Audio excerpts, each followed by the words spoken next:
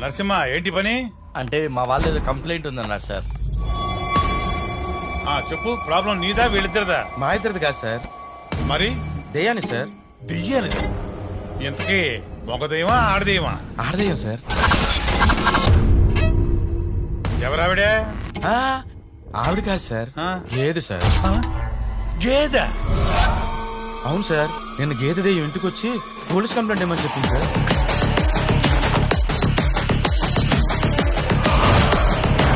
ఇంతకీ ఏ లాంగ్వేజ్ లో చెప్పింది రా గేదె? అంబా అన్నారు సార్. అంబా అందా?